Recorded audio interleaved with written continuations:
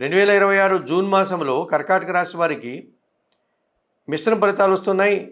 50% శుభఫలితాలను, 50% ప్రతికూల ఫలితాలను మీరు అందుకునేటువంటి పరిస్థితి మీకు కనిపిస్తుంది.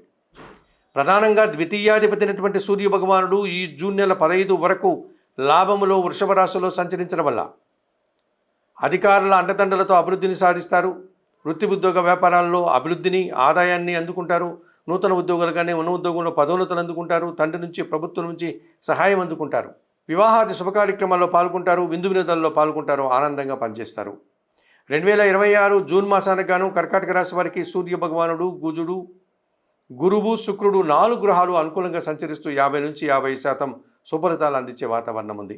జూన్ మాసానికి గాను ఈ కర్కాటక రాశి వారు తప్పనిసరిగా అష్టమ రాహు దోషం నుంచి బయటపడడానికి, ద్వితీయ కేతు దోషం నుంచి బయటపడడానికి వాయులింగేశ్వర క్షేత్రమైనటువంటి శ్రీకాళహస్తీశ్వర ఆలయానికి వెళ్ళి అక్కడ అందుబాటులో ఉన్నటువంటి రాహుకేతు పూజలు నిర్వర్తించుకోండి.